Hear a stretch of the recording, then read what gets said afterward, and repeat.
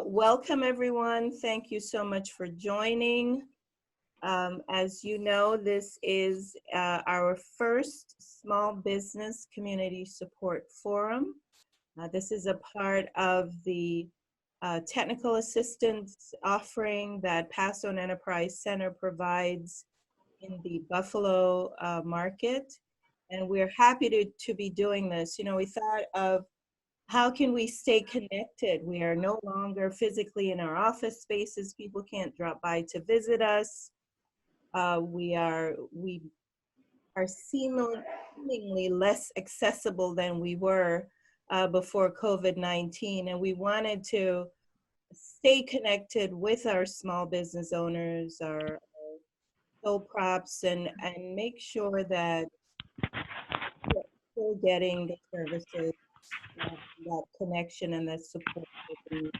Call an opportunity to introduce themselves, to tell us a little bit about your business, and then just share with us the top 2 challenges that you are dealing with during the pandemic. Sure. My name's Jackie Leonard. I own Rove Jewelry, Accessories, and Gifts in Williamsville, New York. I'm a bricks and mortar location. I also have an online presence. And also, what makes my store a little unique is that I partner with other female entrepreneurs, both locally and across the country, to bring their products into my store. So not only is it a hand-curated selection by myself, but I also seek out other female businesses to help them with their businesses as well. I'm also a member of the NABO Buffalo Niagara chapter. I am the current secretary of the NABO chapter. I also sit on the advocacy committee as well. My biggest challenge right now is, of course, following Washington real closely, being I'm on advocacy. All funds as of today have stopped. And unfortunately, because my biggest concern is that I am not technically a sole proprietor. I'm technically listed under an LLC, but I'm its only employee.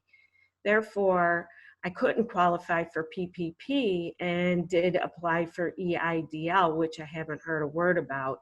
And then they changed the parameters of that.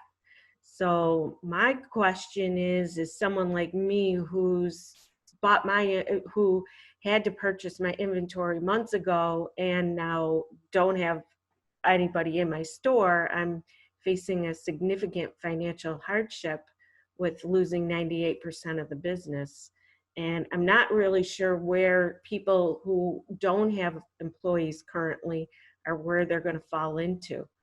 So that's going to be that right now is my biggest concern. I don't even know at this point, after hearing what I've heard today, how I can reopen.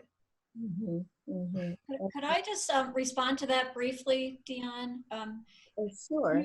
You actually are eligible for the PPP. It's that you are eligible. Did I hear you say that you thought you're not eligible for that?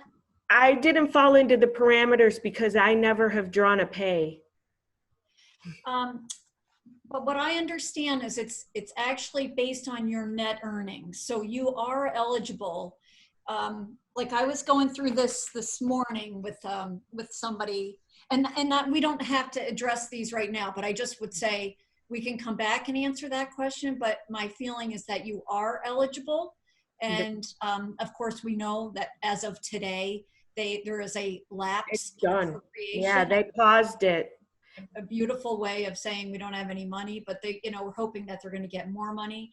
But actually, Jackie, I believe that you are eligible, and we can get into the specifics of that. When I don't want to overtake the conversation. Continue what you're saying, and then we can work out. I'm hopeful that they're going to refund this program. I don't know how anybody else feels about that, and maybe if you're on an advocacy group with NABO, you may have a better insight, but it is a bureaucracy. But I would hope that they look to see that the financial strain is still there for many, many people, and we need to refund these programs. So that's what they haven't taken them down. They're still on the websites, right? Like they're not saying they're not there.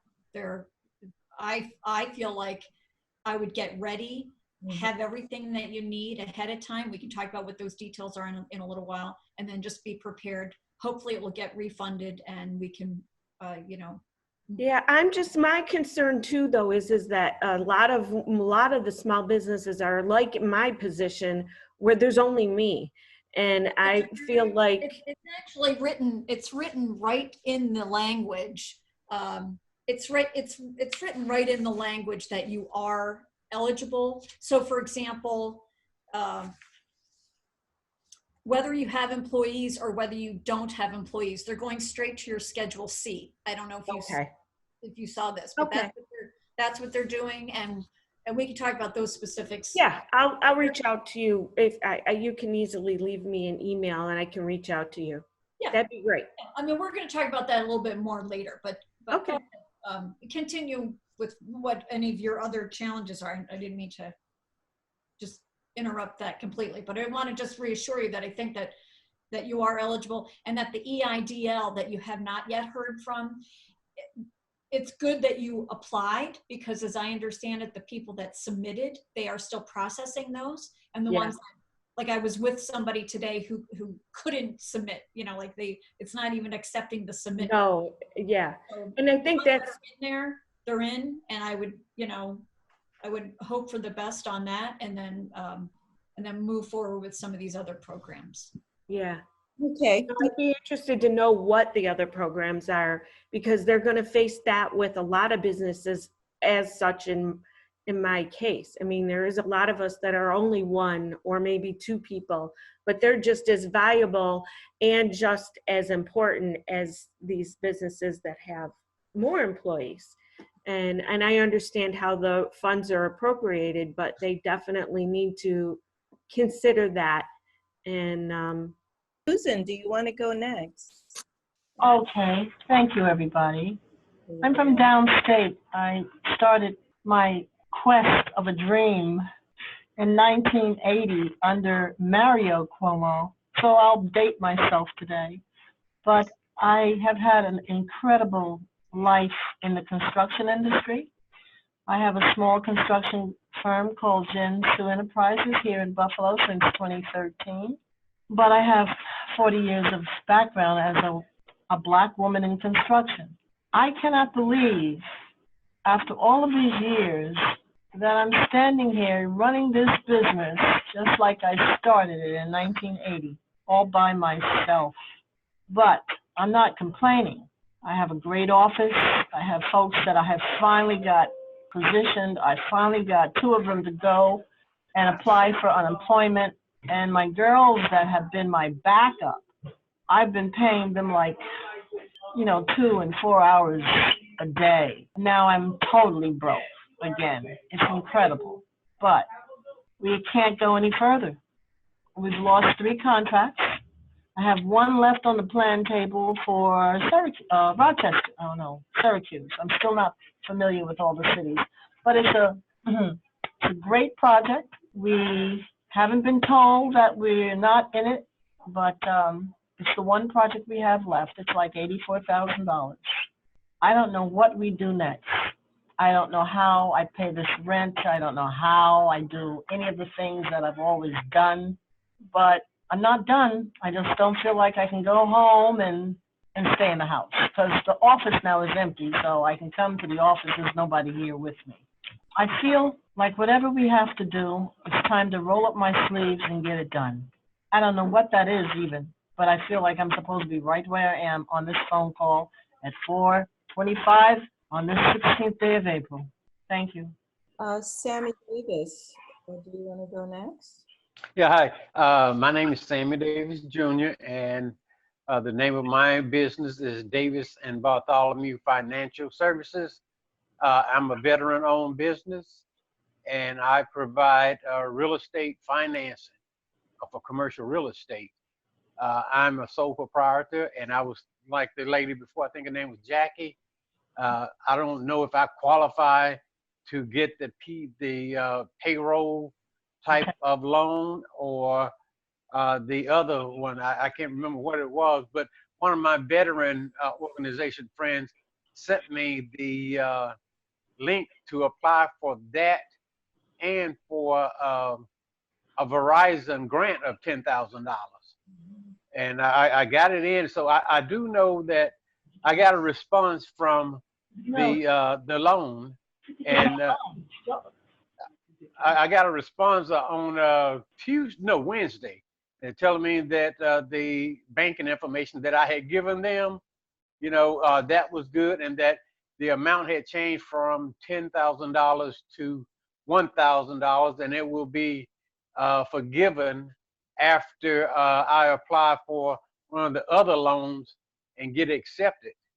So, I was just getting ready to turn in an application to Weedy on the week that the shutdown came. So that just knocked me right out of the water, because I was going to be doing marketing and advertising, and I had put a marketing campaign and strategy together with a mentor from SCORE. So I'm just hanging out there now with just doing what I do on LinkedIn and sending out emails. So I'm glad that I can get on this call today and find out if I do qualify for any of these loans and grants that's coming out. Okay, thank you, Sammy. Kari Myers. How you doing? This is Kari. I actually own a photography business, Kari Imagery, and which I recently expanded into an event space, purchased a building for this event space. So in the current state right now, can't do any events, and just waiting for, say, this whole locked up to be finished. I originally was working with PathStone some months ago when I was in the process of purchasing the building, but on a call to get established with someone from the organization. Don't have the contact person no longer, so just wanted to get reestablished and possibly get funding from the organization. Okay, thank you, Kari. Michael? Yes, there we go. Good evening, everyone. How are we doing? Michael McCarley. I function as a director for what's called the Small Business Education Institute, or SBEI. Primarily, we engage in education, business coaching, pitch management, consulting, and some research. One of the issues that I'm running into quite often is very similar to Jackie's particular issue, as well as Sammy's. Sole proprietors are seemingly caught between a rock and a hard place because they traditionally are not on payroll. And being that most of these individuals are also not LLCs, that would be a slightly different set of circumstances. I just got off a call a little while ago with a gentleman who, sole proprietor, does construction, had one employee, which hadn't worked actually technically since January, but was supposed to be brought back on in March. And one of his issues happened to be the calculations, which PPP has as a part of, how do I calculate what it is that I need, et cetera, et cetera. So on the one end, the issue gets to be, as sole proprietors, how are they going to get any recovery? I'm going to withhold my comments about how I feel about the SBA EIDL, because that $10,000 grant seems to be getting absorbed into the PPP to some degree. And the other piece is everybody else, even as an LLC, who may be a sole operator. I know the comment was made, and again, that guidance came down today about taking a look at Schedule C for most of those individuals. But the issue now is going to be financial institutions have stopped taking applications on the PPP. So that's what I've got at this point. Thank you. Thank you, Michael. And Odessa Durham. Hi, my name is Odessa. I'm a licensed cosmetology hair loss specialist. I own Odyssey Hair Restoration, LLC. My business is engaging in hair service and hair loss solution. And I applied for unemployment, which I got through. and they're saying they're supposed to be still calling me. So, but this has been a week now. So I'm just on the line to see what other things I qualify for. Okay, thank you. Well, thanks everybody for taking the time to introduce yourselves and share with us a little bit of some of the challenges that you're facing. I do want to turn it over now to Ann to just tell you a little bit about the Ibero-Buffalo EAC and what she can do to help you apply for SBA EIDL or a Paycheck Protection loan. Ann did say earlier when she was talking with Jackie that she thinks that in anticipation of them refunding the program, that people should be prepared, start getting ready with your applications and your supporting documentation. And I agree with that. Ann, if you'd like to take it away. Thank you for having me, Dion and Jahida. First of all, hi to all the entrepreneurs and everybody that's here working with entrepreneurs and everything that you do. The Entrepreneurship Assistance Center, the Ibero-Buffalo Entrepreneurship Assistance Center, is one of 24 entrepreneurship assistance centers. We go by EACs across the state. There's a whole bunch in New York City, then they work their way up the state. We all have different nonprofit partners. Ibero is out of Rochester. I think Dion would be familiar with their organization. They're a human services organization. Entrepreneurship is just one end of that. And I'm in Buffalo, and I have a colleague in Waverly, New York also. I recognize a couple other names on this call, and I've spent about 20 years working with small businesses through Chamber of Commerce, a couple different chambers of commerce, and did a lot of community development work. So I've really appreciated entrepreneurs for many years and have seen a lot of, just learned a lot from working with entrepreneurs. We have been asked by Empire State Development, which funds these grants for these centers, to specifically try to help. How can we be helpful to people that are going, that are trying to apply for these economic injury disaster loans and the PPP, the Paycheck Protection Program. So I was on a call this morning, and as soon as I went to the website, I see lapse in appropriation, so they're no longer taking any of these loans, but I do feel confident that I don't know. Well, I don't know what's going to happen. I hope that they come up with some more money. They had $249 billion, that went in less than 2 weeks. When I heard, I think Sammy say that he applied for the Verizon, I just saw that today, that Verizon had a grant through LISC.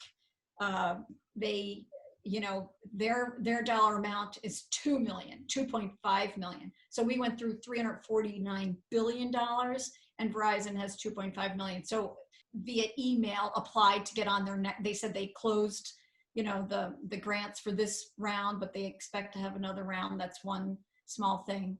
But I would say back to hearing a lot of concerns. It's taken me really just time to figure out this whole thing too, because it's not like anything is. They don't ever make anything simple sometimes with government programs like this, but I have just been reading every possible thing and talking to my colleagues about this Paycheck Protection Program, specifically for sole proprietors or self-employed individuals. And I want to read you a couple things because I'm hearing this from both Mike, Mr. McCarley, and Jackie. What I just want to. I feel like, of course, you're qualified, that you're eligible, and that's really who they are here to be helpful for, in my view. So, for example, starting with the Paycheck Protection Program, like this was supposed to be, in a nutshell, to provide small businesses with funds, as they say, for up to 8 weeks of payroll costs, including benefits, and to pay interest on mortgages, rent, and utilities. So we'll just say that that's initially what it was for.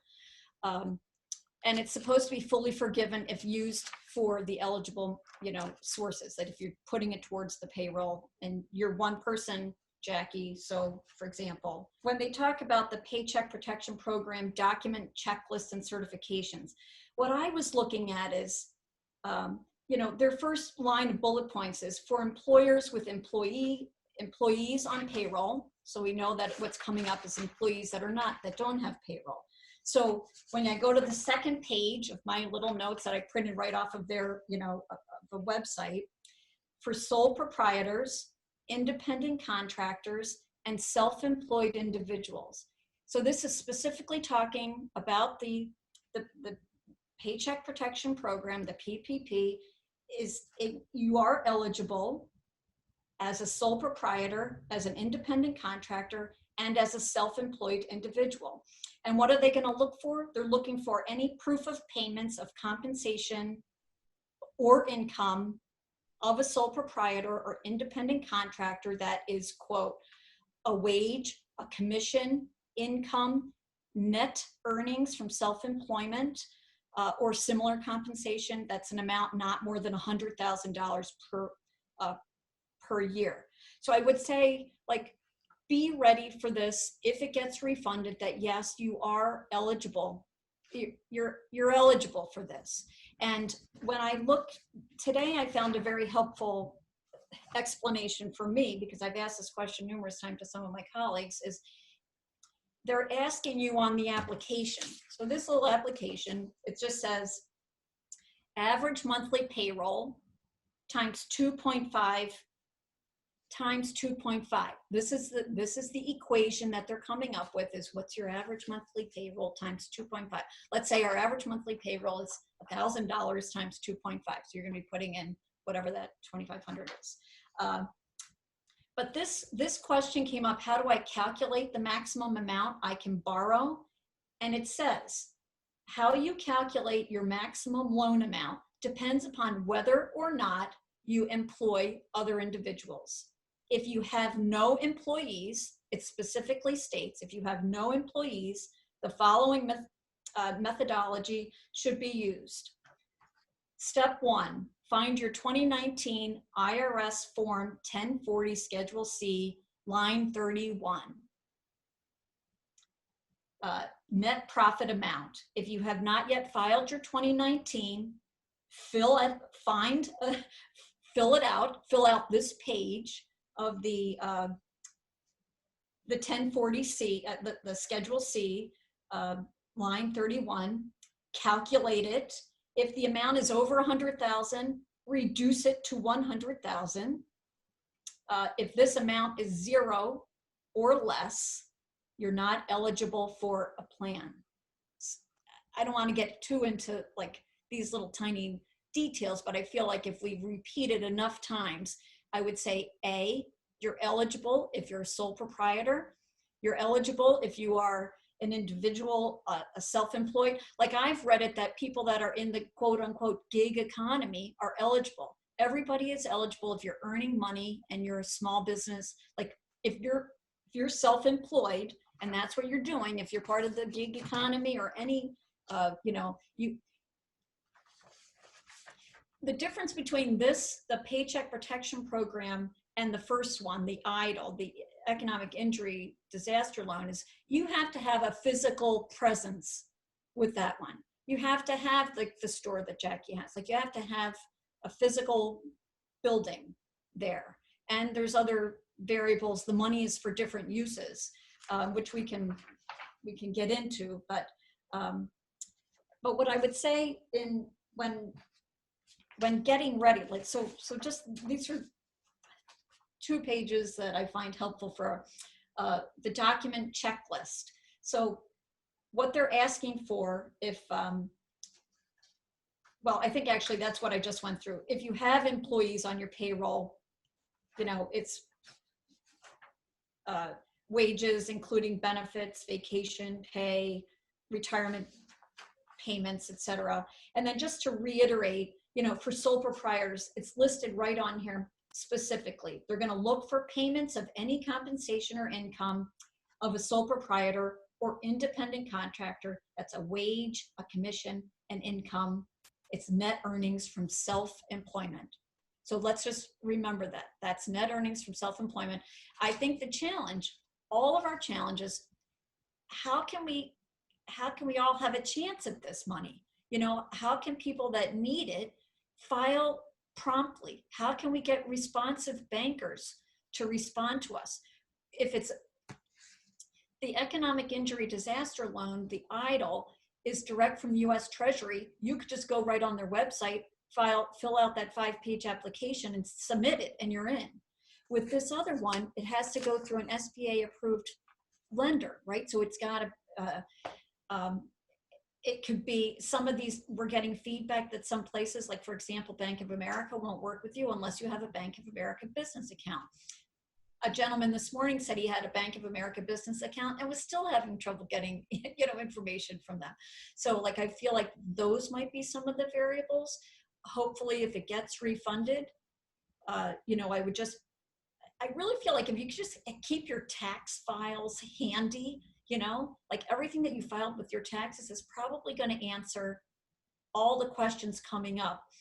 And they're using the language of a loan, but it's a forgivable loan. It's supposed to be, the language here is fully forgiven. It says it's fully forgiven if it's, used the way the money is eligible to be used. And I can go into the specifics of each of these loans, what I've learned, but I feel like pretty much like the Paycheck Protection Program is pretty specific, saying 75% of that has to be used for payroll, 25% could be interest on mortgages or rent or utilities. I feel like if you're a sole proprietor, that's 75% for those 8 weeks, and the 8 weeks starts the minute you get approved or the date that gets approved. So, this isn't something that they're sending out $20,000 and do whatever you want with it. They want to see, they're going to want you to provide paperwork in the end that shows that that's what that went for, that's what that money went for. I'd be curious to see if they do some, if it evolves in some way, what are they going to do differently? I think that we're all kind of taking a wait and see, but the fact that it's still on their website, it hasn't come down. I have to hope that there's more money coming, and I'm happy to be as helpful as possible. We can try to reach out. The lifeline that I have sometimes is Empire State Development. We're on a regular email contact with some people at, in New York City who oversee all of these EACs. Bet Yee is our leader for all of these, and she's an employee of Empire State Development. She's directly in touch with staff that's in touch with, the governor. Like there's no reason why we can't take some of this meaningful feedback and let them know, like, this is what we're hearing. This is what the frustration is.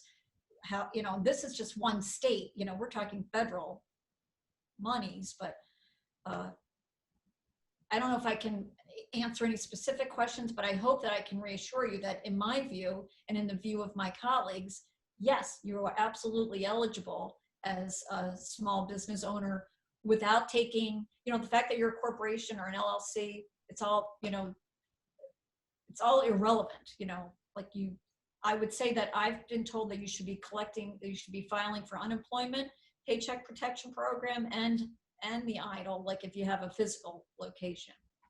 Thank you, Anne.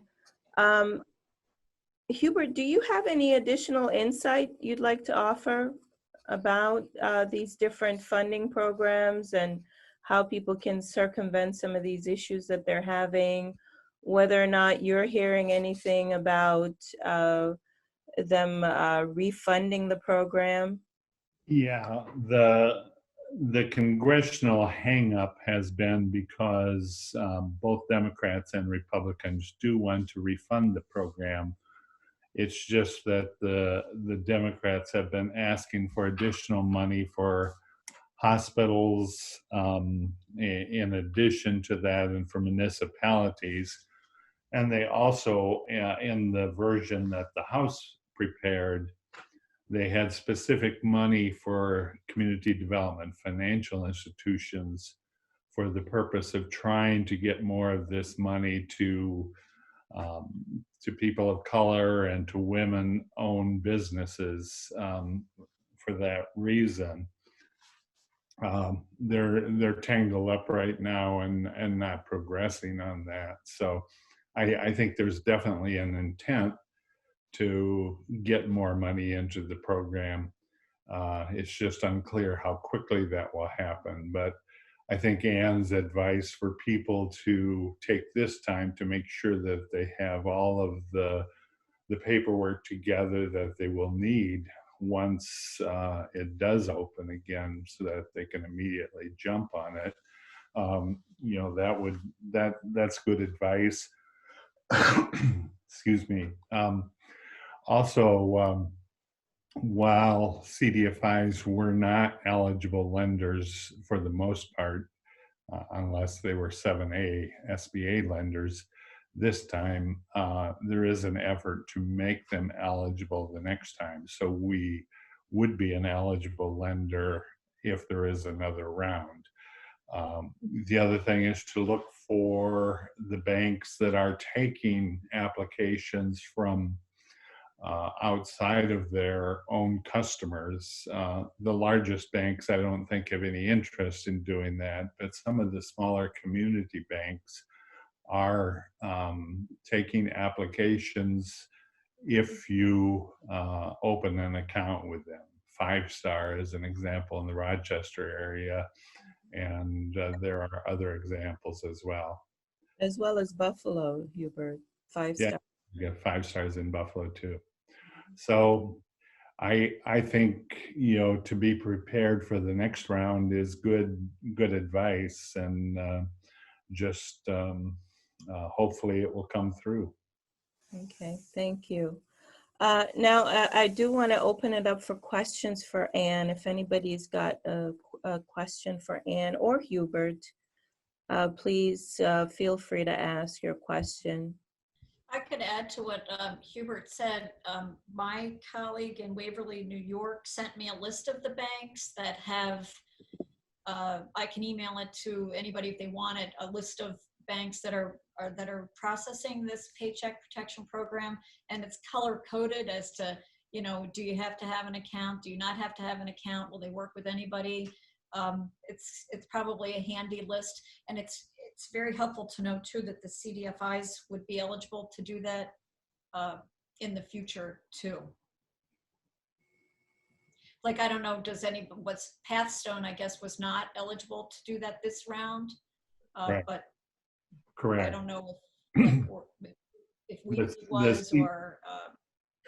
The Pursuit was, but Pursuit, you know, which used to be Excelsior Growth Fund, got into the game kind of late, and you know, they only started accepting applications very late on. So I didn't talk to Sherry in the Buffalo office to see if she was taking applications, but I know they were in their Albany and New York City offices. The other, so that's good.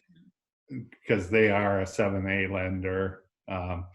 The other 7A CDFI would be True Fund, which also does, you know, they're based in New York City, but they do some lending in this part of the state as well. So that's, you know, that's a useful source for people. And Axion East, which mostly only loans in the New York City corridor, I believe. I don't think they typically lend in this part of the state. Who was that last one? Axion East. Okay, thanks. And folks are asking if you'd be okay with sharing that list of banks. Yeah. Okay, great. So we'll send that out after the call. I can email it to you, or I can email it directly. Yeah, so if you email it to Jahida, she will make sure that all the call participants get a copy of that. And would you be able to help anyone on the call that needs help to prepare that their documentation, to complete the loan application and just have that ready. So Yes. once the And actually, like if they refund the first one, the economic injury disaster loan, the EIDL loan, that's done online. And that's something we could do very easily together. I've walked through that application on numerous occasions. And then the other one really, yeah, so the answer is yes. Like whatever we have to do to get them completed, we can work together, we can figure it out, we can find the paperwork they need. You know, I would say find your taxes and that's a good place to start. Find your taxes and then give Anna a call, and we will share her contact information at the end. I would only say on that, and you can correct me if I'm wrong, but I believe the reason people thought they were getting 10,000 from the EIDL immediately forwarded to them was what the initial information was, but then they later changed the regulation to say it depended on the number of employees. So a sole proprietor would only get 1,000 because of that. So I think that's some of the confusion that came up as part of that program. Well, I also heard that, yeah, like initially we were all saying that the first 10,000 was going to be a forgivable grant. Or, I mean, that's not the language they were using. They're saying it's business, relief or whatever language they're saying. And then in the overview, the very last sentence in a very short overview says this $10,000 will not have to be repaid. And my colleague in Waverly did have a client that received $10,000, but they did have a little bit of a bigger company. But I did subsequently hear that the $1,000 came because they had so much demand. And I hadn't heard this, Hubert, that it's regarding how many employees you have. I just knew that they said they had so much demand, they cut it from 10,000 to 1,000. It seems to me like you're spreading things rather thin when you do something like that, but I don't know. Susan Johnson has a question. And Adam, I wonder if you might take a stab at this one. Susan says, I would like to discuss a game plan. If we cannot work, what can we do to get work? Do we go into our entrepreneurial mode and find other ways to bring money out of thin air? Great question, Susan. I saw that when it first popped up and I've been thinking about it. Yes, go make money. My advice is always don't be religious about how you make your earnings. Don't be religious about how you make your money. There are a lot of there are opportunities to pivot, and right now things are so uncertain that, given your industry, and I know you're in construction, I was just reading an article where the Fed chair from the Philadelphia Fed was talking about how construction is actually the sector in the Northeast that's showing the strongest growth right now.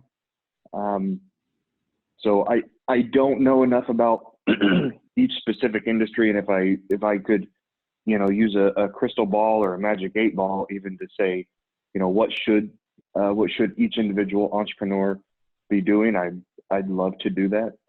But I think my biggest piece of advice is don't be religious about how you make money.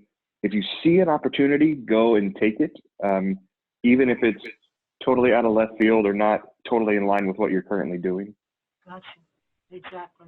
Thank you. It's confirmation to hear you speak like that, and I thank you because I have some offers, and I think I'm going to put on my big girl shoes. And step. Good. Thank you. That's great. And yeah. that entrepreneurs are intrinsically troubleshooters. If there is a problem, they will think of a way to solve it. Right? They say necessity is the mother of all invention. Right now. So put on your troubleshooter hat and start thinking of different ways, as Adam said, that you can pivot and you know, be able to Swim out of it. Yes. exactly. And Michael McCarley, who is on the call with us, is one of our technical assistance providers, and Michael does a workshop series for us on the entrepreneurial mindset. And I'm thinking this might be a great opportunity for Michael to hold some virtual sessions for folks to talk about how to work your way through that mindset and you know, come up with realistic as the, we have what we call a SMART goal worksheet, goals that are strategic and measurable and achievable and realistic and timely. And perhaps Mike can do a brainstorming session for us during one of these forums. Michael, I'll talk to you more about that. But I don't know if you want to jump in here and say anything. No, I have to agree with Ann and Hubert. It's enormously unfortunate, but considering the size of the issue, nobody actually could be prepared for it, and that was on either side of the table. And it's enormously unfortunate that they keep playing, people can't seem to play in the sandbox. There are some real needs that are actually out there, and unfortunately, the small business, and not by SBA's definition, so we're probably talking micro businesses, are actually in quite of a quandary. And thank you for identifying that one particular piece, which was in the PPP, because had I really paid attention to that, there were a lot of people I would have had apply just because they really fell into that particular spot. But nobody actually was looking at it, and many folks were too busy watching television, listening to a bunch of talking heads, who half of them didn't exactly know what was going on either. So, but yeah, Dion, we'll definitely talk for the brainstorming particular piece and how that might actually happen. I do think that's a good idea. Yeah, which is a good segue. And thank you so much for joining us today and for sharing with us and taking questions. We have run out of time, but I do want to give Jahida an opportunity to talk about her some upcoming workshops and programs that she has available for small business owners. Jahida. Hi, folks. So again, thank you for attending. I hope you were able to kind of get out, you know, what you want to get out as far as what's going on with your business, where you're at in the process. And, you know, we're definitely looking forward to coming up with some resolutions to help everyone. In the meantime, there are a couple resources that we'd like to get out. So I have just put in the chat, it's the website to BizUp Buffalo. So if you go to that site, there's actually something, there's the second tab. If you scroll down, it's a green button and it'll say emergency support services and community resources. You know, so that has everything from, you know, meal pantries to legal resources, medical resources, social emotional resources, unemployment, you know, kind of everything under the sun. And then it has a complete food pantry list all the way towards the bottom. So, you know, even if it's not necessarily something that you are finding yourself struggling with, you know, if you know of anyone that may need these resources, you know, please feel free to use them. That's what we have them there for.